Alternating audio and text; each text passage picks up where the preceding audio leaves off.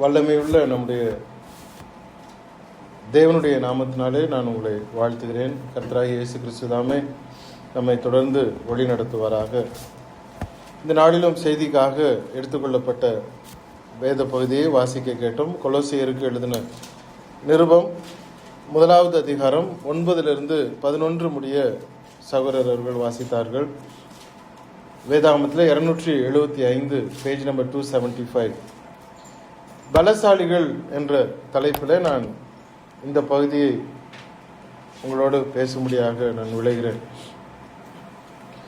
பலசாலிகள் அப்படின்ன உடனே நமக்கு எப்பொழுதுமே கிடைக்கக்கூடிய முதல் கருப்பொருள் அப்படின்னா ஃபிசிக்கல் ஸ்ட்ரென்த் அப்படின்னு நம்ம பார்ப்போம். ஃபிசிக்கல் ஸ்ட்ரென்த் எவ்வளோ பிரயோஜனமாக இருக்கும் அப்படின்னா, ஒரு காய்ச்சல் வர்ற வரைக்கும் நல்ல புஷ்டியாக இருக்கும். ஒரு காய்ச்சல் வந்தாலும் அவ்வளோதான், எல்லாமே ஜீரோ போயிடும். ரீசெட் பட்டனை தட்டினது மாதிரி ஆயிரும். எவ்வளோ பலமாக இருந்தாலும் ஒரே ஒரு காய்ச்சல், ஒரு நாள் காய்ச்சல் போதும், கம்ப்ளீட்டாக ரீசெட் பண்ணி விட்டுரும். இப்போ திரும்பவும் அதை நம்ம ப்ராக்டிஸ் பண்ணி தேவையான ஃபிசிக்கை நம்ம ரெடி பண்ண வேண்டியிருக்கு. இந்த கொலோசியர் 1வது அதிகாரம் 9-11 வரைக்கும் உள்ள காரியத்தை பலசாலிகள் என்று நான் ஏன் சொல்கிறேன் என்றால், அது ஆவிக்குரிய ரீதியிலே அது எப்படி நாம் பலசாலிகளாக இருப்பது. ஏனென்றால் இது காய்ச்சல் வந்தாலும் சரி, எவ்வளவு போராட்டங்கள் வந்தாலும் சரி, மரணம் வந்தாலும் சரி, அது பின்பதாக நம்மை பலசாலிகளாகவே எப்பொழுதும் வைத்திருப்பதற்கான ஒரு பகுதி.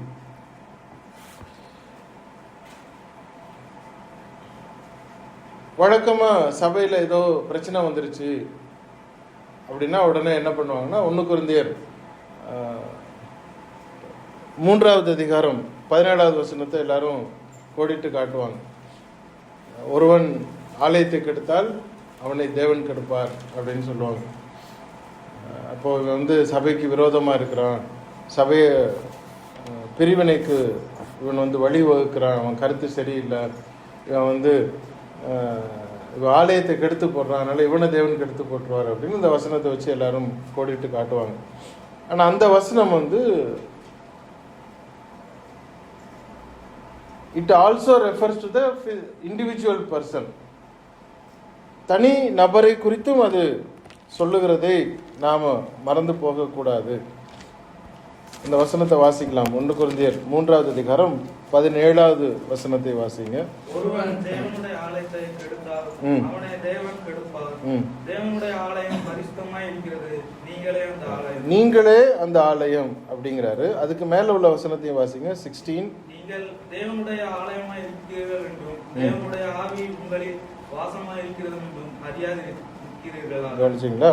அப்போ நாம் தேவனுடைய ஆலயமா இருக்கிறோம். அப்போ நாங்கள் சர்ச்சுக்கு போகிறோம் அப்படின்னு சொல்ல முடியுமானா இல்லை.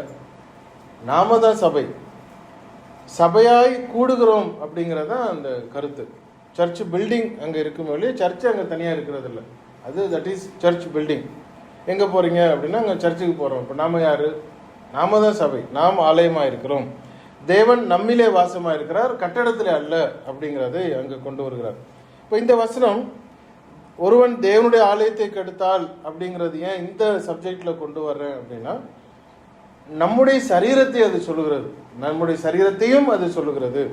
அப்போ என்னுடைய பிசிக் நான் மெயின்டைன் பண்ணணும். ஏன்னா என்னுடைய தேவனுடைய ஆலயம்.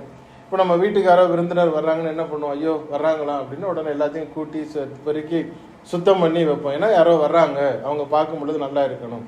இப்போ நம்முடைய தேவன் நம்முடைய சரீரத்திலே வசிக்கிறார் அப்படின்னா, நம்முடைய சரீரம் சுத்தமா, பரிசுத்தமா, சுகமா அதை வைத்துக்கொள்ள வேண்டியது நம்முடைய கடமை. அப்போ அந்த ஆலயத்தை கெடுத்தால், இப்போ ஒருவன் நாம் நம்முடைய இந்த சரீரத்தை கெடுத்து போட்டால் ஆட்டோமேட்டிக்கா தேவன் இந்த சரீரத்தை நாசமாக்கிடுவாராம். அப்போ பிசிக்கலையும் நான் கவனமாக பார்த்து கொள்ள வேண்டியது அந்த வசனம் நம்மை வலியுறுத்துகிறது. சரி, நம்முடைய கருப்பொருளுக்கு வருவோம். கொலோசியர் 1வது அதிகாரம் 9-11 முடிய வாசிக்கும் பொழுது 8 வகையான காரியத்தை அவர் அந்த இடத்துல பட்டியல் இடுகிறதை நாம் பார்க்க முடியும். 8ஐயும் நான் தனியாக குறிப்பிடுகிறேன். அதுக்கப்புறம் சம்மரைஸாக 4 பாயிண்ட்டை மாத்திரம் நம்ம பார்க்கலாம். என்ன 8 காரியங்கள் அப்படின்னா, முதலாவது எல்லா ஞானம் அப்படின்றார். நாங்கள் அதை கேட்ட நாள் முதல் உங்களுக்காக இடைவிடாமல் ஜெபம் பண்ணுகிறோம். எதற்காக? நீங்கள் எல்லா ஞானத்தோடும், இரண்டாவது ஆவிக்குரிய விவேகத்தோடும், மூன்றாவது அவருடைய சித்தத்தை அறிகிற அறிவினாலே நிரப்பப்படவும். அந்த 2 பாயிண்ட் அங்கே வரும் அதில். ஓகே. நாலாவது சகலவித நற்கிரிகளுமாகிய கனிகளை தரணும். ஐந்தாவது தேவனை அறிகிற அறிவில் விருத்தி அடையவும். 6 கர்த்தருக்கு பிரியமுண்டாக அவருக்கு பாத்திரராய் நடந்து கொள்ளவும். 7 சந்தோஷத்தோட கூடிய எல்லா பொறுமையும் நீடிய சாந்தமும் உண்டாவதற்கு. 8 மகிமையான அவருடைய வல்லமையின்படி எல்லா வல்லமையாலும் பலப்படுத்தப்படவும். அப்போ 8 காரியங்களை அங்க கொண்டு வர. இந்த 8ஐயும் 4 பாயிண்ட்ல அங்க நாம சம்மரைஸ் பண்ண முடிகிறது. ஒரு விஷயத்தை நான் எக்ஸ்ப்ளோர் பண்ணிட்டு நான் அதுக்கப்புறம் நம்முடைய தலைப்புக்குள்ளார போகலாம். 10வது வசனத்துல சகலவித நற்கிரிகளுமாகிய கனிகளை தந்து தேவனை அறிகிற அறிவில் விருத்தி அடைந்து, மேல என்ன சொல்றாரு? தேவனை அறிகிற அறிவினாலே நிரப்பப்படணும். இங்க விருத்தி அடையணும். ரைட். அடுத்தது கர்த்தருக்கு பிரியமுண்டாக அவருக்கு பாத்திரராய் நடந்து கொள்ளவும், சந்தோஷத்தோடு கூடிய எல்லா பொறுமையும் நீடிய சாந்தமும். நமக்கு எப்பொழுதுமே பொறுமை இருக்கா அப்படின்னா, ஆமா பொறுமை இருக்கு. நீடிய சாந்தம் இருக்கா? ஆமா நீடிய சாந்தம் இருக்கு. அது இல்லை, அது அவசியம் இல்லை. அங்க சொல்லக்கூடிய காரியம் அது இல்லை. பொறுமையும் நீடிய சாந்தமும் எப்போ இருக்கணும், எப்படி இருக்கணுமா? சந்தோஷத்தோடு கூட இருக்கணும் அப்படிங்கிறார். ஜஸ்ட் பொறுத்திருக்கிறோம், எனக்கு ஒரு பிரச்சனை இருக்கு, நான் ஒரு நான் எதிர்பார்த்த காரியம், நான் இப்படிலாம் நடக்கும் நான் எதிர்பார்த்தேன், ஆனால் அப்படி நடக்கலை, ஆனால் என்ன பண்ணுறது, பொறுமையாக இருப்போம் அப்படின்னு நம்ம சொல்கிறோம். அப்படி இல்லை. அவர் என்ன சொல்கிறாரு? அதில் சந்தோஷத்தை கொண்டு வரணும் அப்படிங்கிறார். நான் எதிர்பார்த்தது ஒன்று நடக்கலை, நடக்காத பொழுது அந்த இடத்துல பொறுமையாக இருக்கிறேன், நடக்காத பொழுது நான் சாந்தத்தோடு இருக்கிறேன். எதிர்பார்த்தவைகள் நடக்கலை, அதுக்காக நான் என்னை கண்ட்ரோல் பண்ணிக்கிறேன் அப்படின்னு சொன்னால், அதில் என்ன சொல்கிறாருன்னா, அதில் நான் ஆட் பண்ணணும். என்ன ஆட் பண்ணணும்? சந்தோஷம். சந்தோஷத்தோடு கூடிய பொறுமையும் சந்தோஷத்தோடு கூடிய நீடிய சாந்தம். ஏன் அப்படின்னா, இன்னைக்கு நான் எதிர்பார்த்தேன், அது இன்னைக்கு நடக்கலை அப்படின்னா எனக்கு அது ஏமாற்றம். நான் தேவன் இன்னைக்கு நடக்க வேண்டியதை ஒருவேளை அடுத்த மாசத்துல நடத்துறாருன்னா, இந்த ஒரு மாசத்துல சில விஷயங்களை நமக்கு கற்றுக் கொடுக்கிறார், சில விஷயங்களை நமக்கு புலப்படுத்துகிறார், சில விஷயங்களை சீர்படுத்துகிறார். அப்ப அது நன்மைக்காக அப்படிங்கிறதை நாம உணர்ந்து கொள்கிறோம். அதுதான் சந்தோஷத்தோடு கூடிய பொறுமை நமக்கு வேணும். நம்ம பொறுத்திருக்கிறது அவசியம்.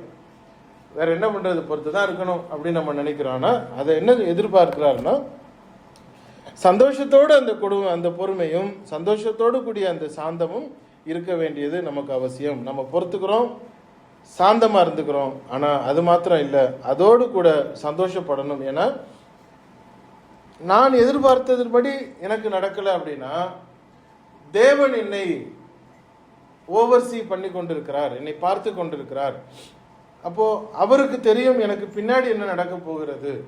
இப்போ சிலர் சொல்லுவாங்க, நான் அந்த வண்டியில் நான் போயிருக்க வேண்டியது, நல்ல வேளை நான் தப்புனேன், அந்த பஸ்ஸில் நான் தான் போயிருக்கணும், ஆனால் இன்னைக்கு நான் போகாதது நல்லதாக போயிடுச்சு. ஆனால் அந்த பஸ்ஸுக்கு போகல, டிக்கெட்டு கிடைக்கல, கண்டக்டர் எவ்வளோ திட்டிருப்போம், எவ்வளோ முயற்சி பண்ணியிருப்போம், யாருக்கெல்லாம் ஃபோன் பண்ணி பார்த்து எனக்கு எப்படியா ரெக்கமெண்டேஷன் கொடுங்கன்னு, அந்த பஸ்ஸு போய் மொத்தமாக எரிஞ்சிருச்சு அப்படின்னு நல்ல வேலை அப்படின்னு அதுக்கப்புறம் சொல்கிறோம். அப்போ இன்றைக்கு நடக்காத ஒரு காரியம் எதிர்பார்த்தது நடக்கலைன்னா அதுக்கு சந்தோஷப்படணும் அப்படின்ற காரியத்தை நாம் புரிந்து கொள்ள வேண்டியது அவசியமாக இருக்கிறது. சரி, இப்போ எப்படி பலசாலிகள், பிசிக் நமக்கு எப்படி பலம் கொடுக்குது? நல்ல ஆகாரம் நமக்கு தேவை, எக்ஸசைஸ் நமக்கு தேவை. வெறும் சாப்பிட்டு இருந்தோம் அப்படின்னா என்ன ஆகும்? 6 பேக் வருமானா ஒரு சிங்கிள் பேக் தான் வரும். முயற்சி பண்ணி கடைசியாக ஒரு பேக்லேயே நின்றுடும். அப்போ சாப்பாடு மாத்திரம் பத்தாது, அதை முயற்சி எக்ஸசைஸும் பண்ண வேண்டியது அவசியம். பேதுரு என்ன சொல்றாரு? 1 பேதுரு 2வது அதிகாரம், 1 பேதுரு 2வது அதிகாரம் முதல் 3 வசனங்களை வாசிங்க.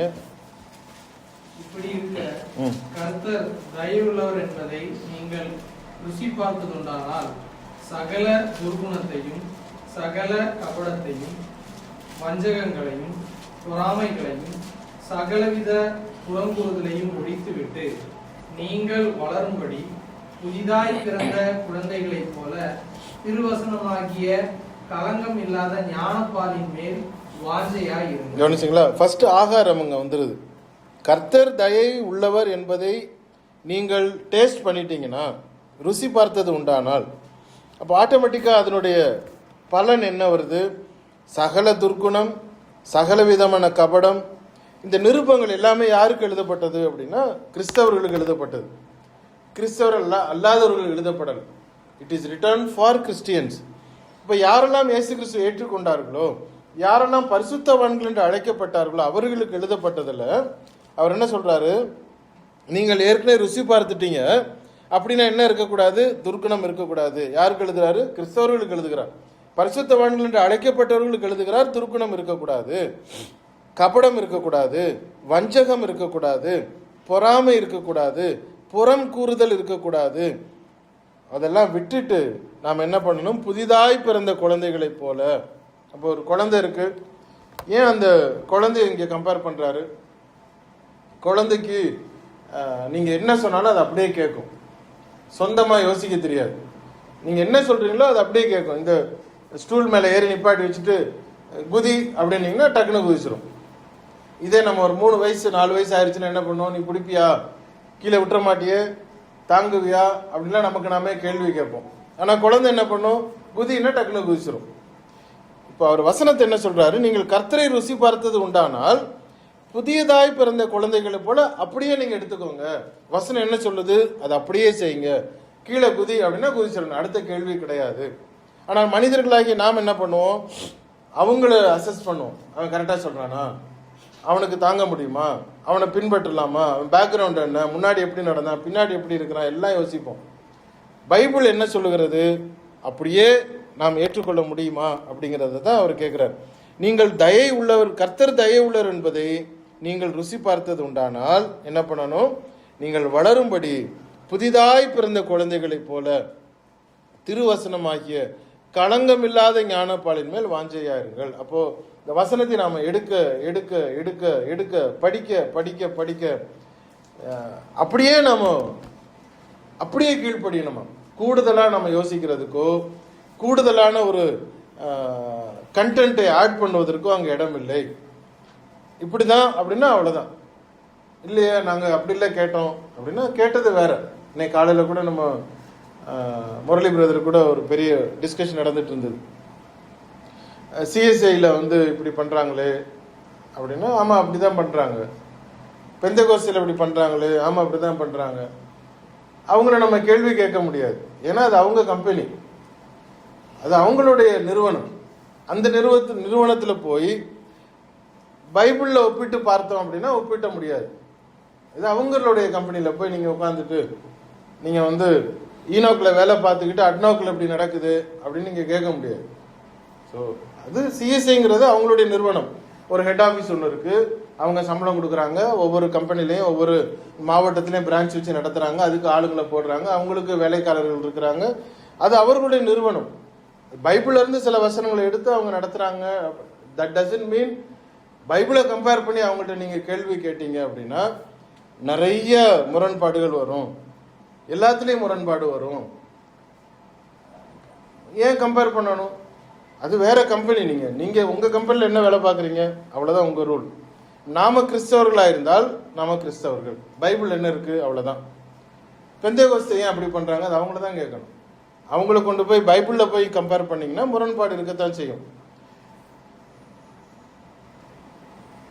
You cannot draw a line. ஒரு சரியான ஒரு கோடை நீங்கள் போட முடியுமான முடியாது. ஏன்னா அது வேற கம்பெனி. அது கிறிஸ்தவர்கள் பைபிளை நாம பின்பற்றணும். அப்போ என்ன சொல்றாரு? ஞானப்பாலின் மேல் வாஞ்சையாயிருங்கள், அவ்வளவுதான், வேற ஒன்றும் கிடையாது. அதை தாண்டி நாம தனி கொள்கைகளை உள்ளே உட்புகுத்தினால் நிறைய நமக்கு வேறுபாடுகள் வந்து கொண்டே இருக்கும். சரி, இப்போ 4 காரியங்களை நம்ம பார்க்கலாம். எப்படி பலசாலிகள் அப்படின்ற ஒரு ஃபர்ஸ்ட் ஸ்டெப்பை முதலாவது பேதுரு சொன்னது போல நாம ருசி பார்க்கிறோம். எப்படி ருசி பார்க்கிறோம்? டெய்லி நம்ம பர்சனலாக வேதாமத்தை படிக்க வேண்டியது அவசியம். சாப்பாடு முதல்ல உள்ள போகணும். உள்ள போனதுக்கு அப்புறம் தான் நீங்க எக்ஸசைஸ் பண்ண முடியும். ரோமருக்கு எழுதின நிருபம் 15வது அதிகாரம், ரோமருக்கு எழுதின நிருபம் பேஜ் நம்பர் 223, 15வது அதிகாரம் 4வது வசனத்தை வாசிங்க. தேவ வசனத்தில் உண்டாகும் பொறுமையினாலும் ஆறுதலினாலும் நாம் நம்பிக்கை உள்ளவர்களாக இருக்கும்படி முன்பு எழுதியிருக்கிறவர்களை எல்லாம் நமக்கு போதனையாக எழுதியிருக்கிறார். ரெண்டு விஷயத்தை நம்ம படிக்கணும். என்ன படிக்கிறோம் அப்படின்னா, பழசையும் படிக்கணும், புதியதையும் படிக்கணும்.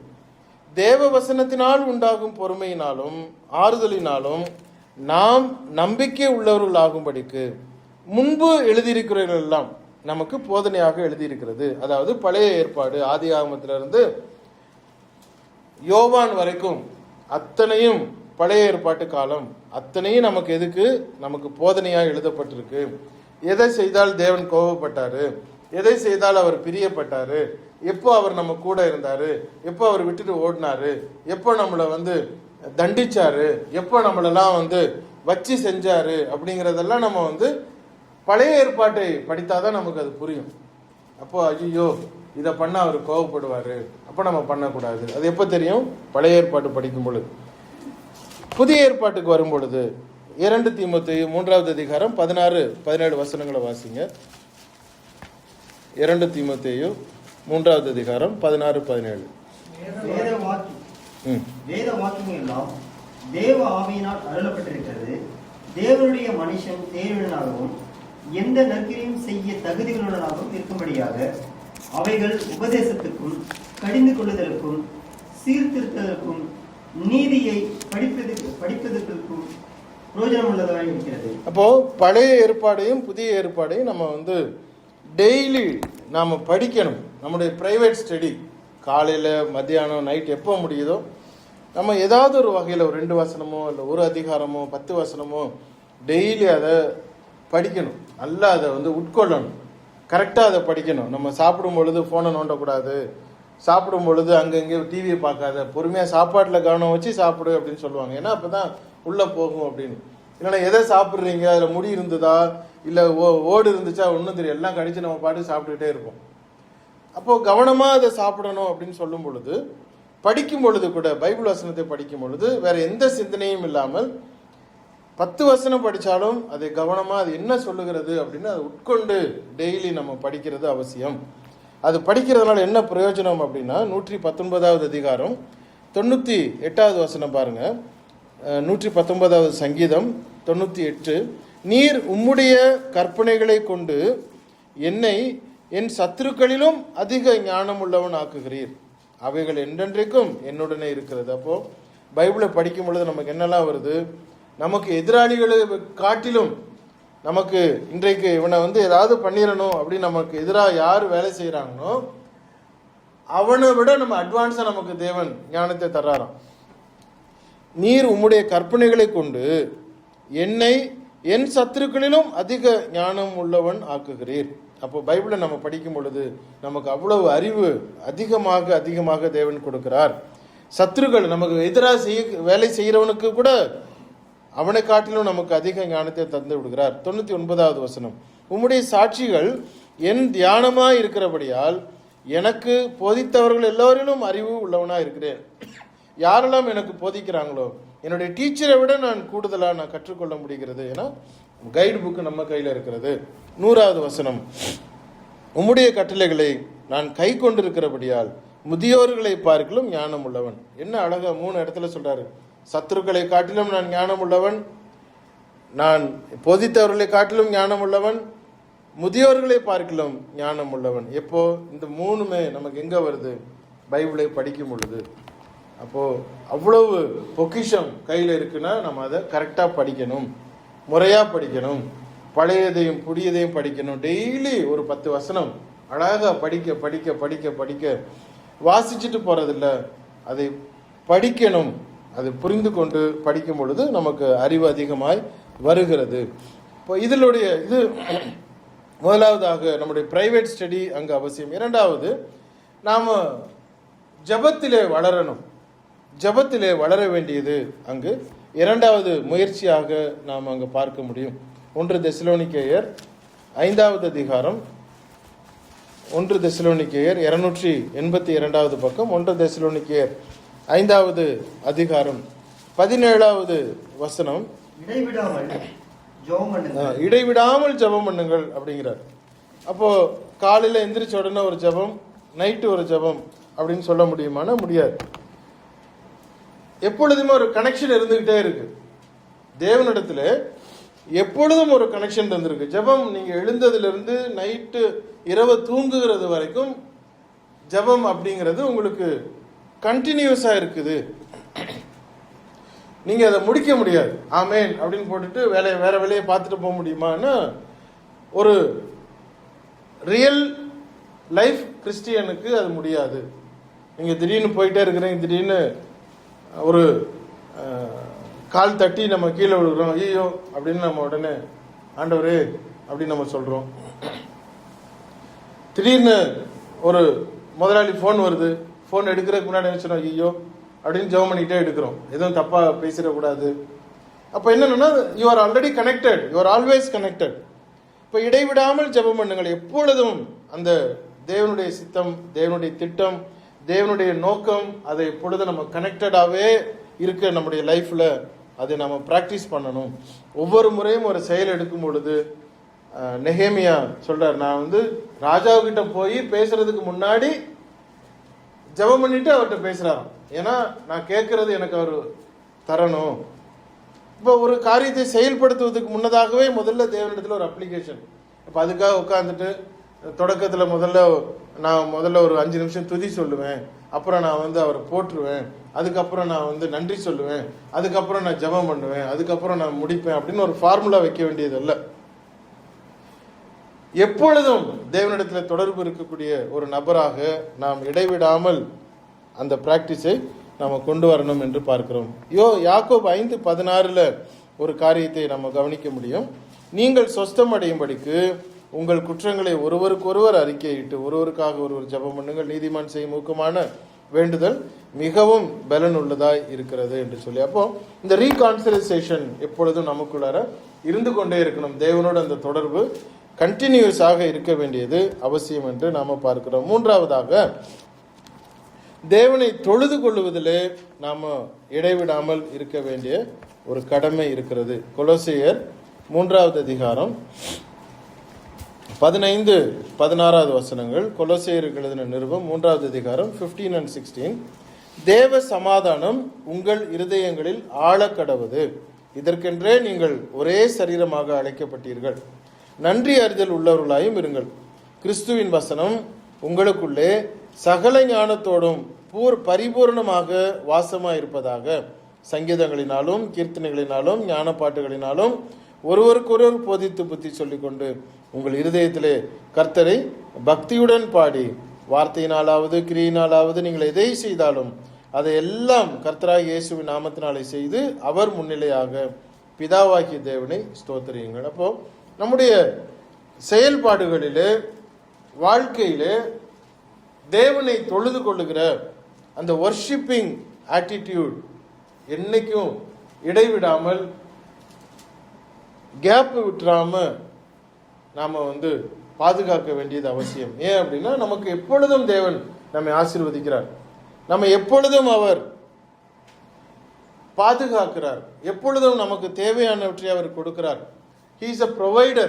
எந்நேரமும் நமக்கு பார்த்துக்கிட்டே இருக்கிறார். ஒரு நிமிஷம், ஒரு நொடி பொழுது அவர் கண்ணை மூடன எண்ணத்துக்காகவும் ஒன்றும் நடக்காது, நமக்கு எதுவுமே நடக்காது, எல்லாம் நின்று போகும். அப்போ நம்ம இவ்வளவு நாள் அவர் பாதுகாக்கிறார் அப்படின்னா, அவர் கேட்கிறார், என்னப்பா 10 பேர்ல ஒருத்தன் தான் வந்திருக்க, பாக்கி 9 பேர் எங்க போனாங்க அப்படின்னா, அவங்க நன்மை கிடைச்சிருச்சு போயிட்டாங்க. நன்மைக்காக நம்ம எதிர்பார்த்துக்கிட்டு இருந்தோம், நன்மை கிடைச்சிருச்சுன்னா திரும்ப போயிடுறதல்ல. இப்போ தேவனிடத்தில் எப்பொழுதுமே நமக்கு கிடைத்த நன்மைக்காக அவரை நாம் வர்ஷிப் பண்ணிக்கொண்டே இருக்கிறது. அதற்காக தான் நம்ம படைக்கப்பட்டோம். நம்ம படைக்கப்பட்டது எதுக்காக? அவரை நாம் தொழுது கொள்ளணும். அவர் துதியை சொல்லி என் துதியை அவர்கள் சொல்லி வருவார்கள் அப்படின்னு தான் அவர் நம்மளை படைக்கிறார். அப்போ நமக்கு கிடைத்த எல்லா நன்மைகளுக்காக எந்த நேரமும் அவருக்கு நன்றி சொல்லிக்கொண்டு அவரை நாம் போற்றி பாடிக்கொண்டே இருக்க வேண்டியது நம்முடைய வாழ்விலே அவசியமாக இருக்கிறது. அப்போஸ்தலர் நடபடிகள் 2வது அதிகாரத்தில் ஒரு நல்ல ஒரு படிப்பினை நமக்கு அங்கே இருக்கு. 41-42 வாசிங்க. அப்போஸ்தலர் 2வது அதிகாரம் 41-42. அவருடைய வார்த்தைகளை சந்தோஷமாய் ஏற்றுக்கொண்டவர்கள் ம். ஞானஸ்தானம் பெற்றார்கள். ம். அன்றைய தினம் ஏறக்குறைய 3000 பேர் சேர்த்துக் கொள்ளப்பட்டார்கள். ம். அவர்கள் சேர்த்துக் கொள்ளப்பட்டார்கள். அவர்கள் அப்போஸ்தலருடைய உபதேசத்திலும் அந்நிய ஜோதியத்திலும் நானும் அப்பம் பிக்குதலிலும் ஜெபம் பண்ணுதலிலும் உறுதியாய் தரித்திருந்தார்கள். என்ன நடந்தது?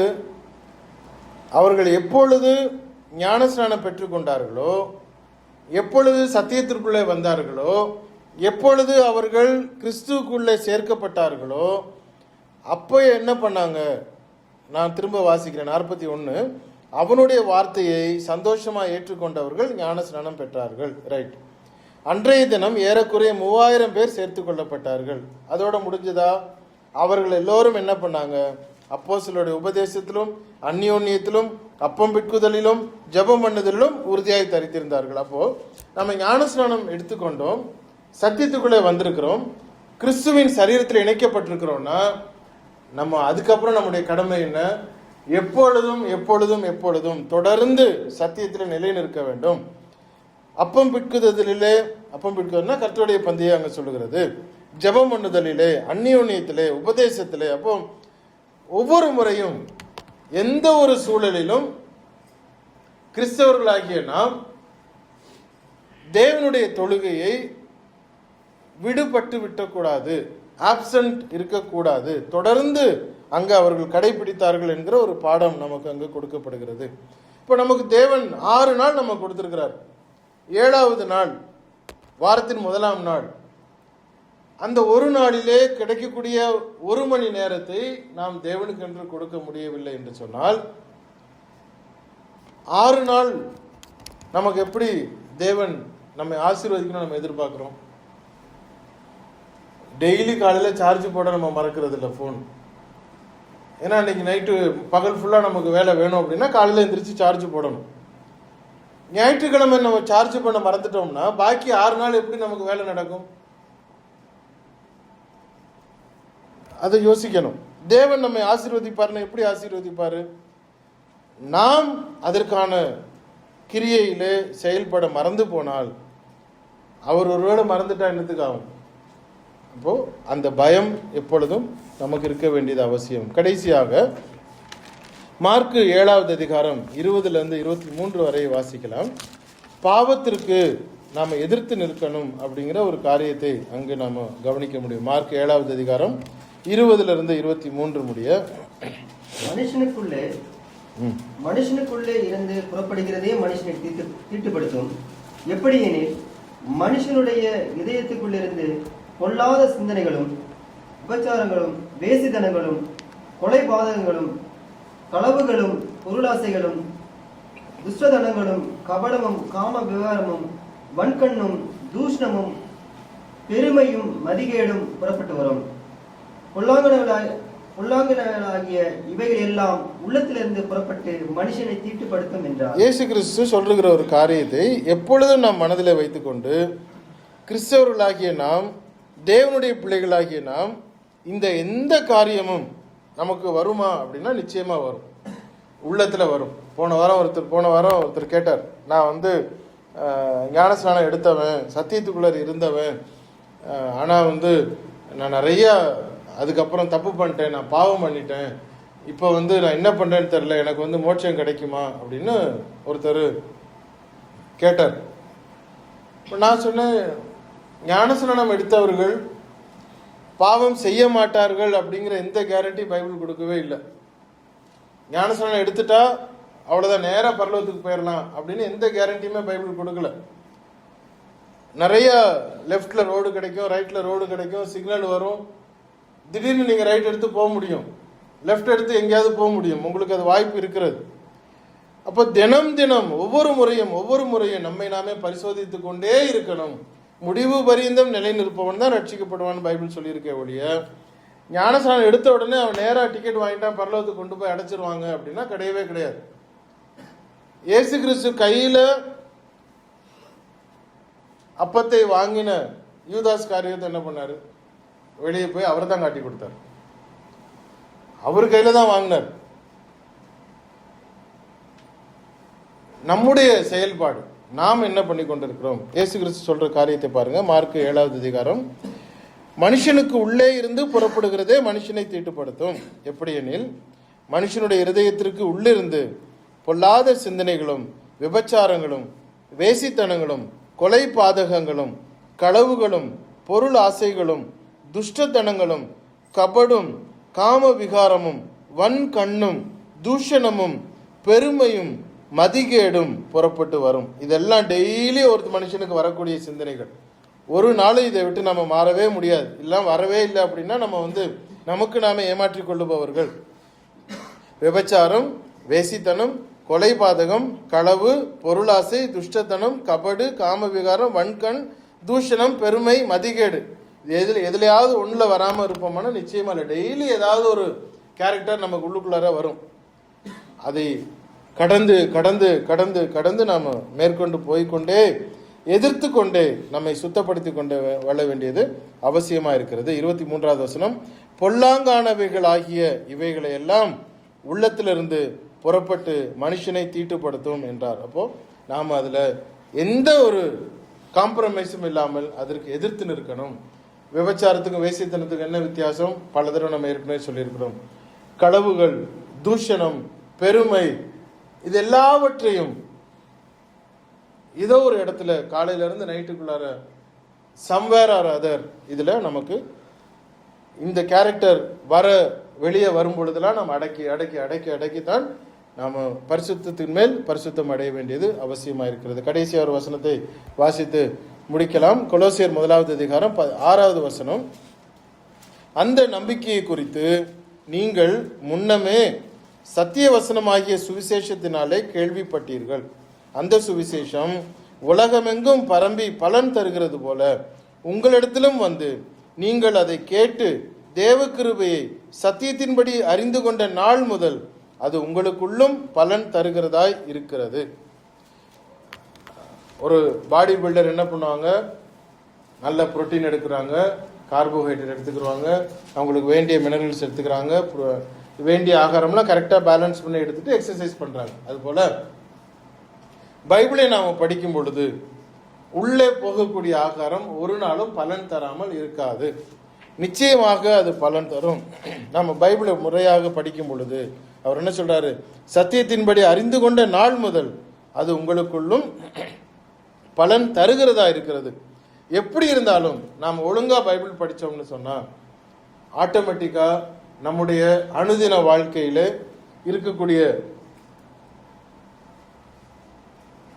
அந்த பிரிவினைகள், முரண்பாடுகள், தவறானவைகள் எல்லாம் ஒப்பிட்டு பார்க்க ஆரம்பிப்போம். இது தப்பு, இது தப்பு, இதை விட்டுறணும், ஐயோ பைபிள் இப்படி சொல்லியிருக்கு, நாம இப்படி இல்லை பண்ணிக்கிட்டு இருக்கிறோம் அப்படின்னு டெய்லி படிக்க படிக்க அது நம்ம ஒப்பிட்டு பார்க்க ஆரம்பிப்போம். அப்போ ஒன்னொன்னா வெளியே போய்கிட்டே இருக்கும்.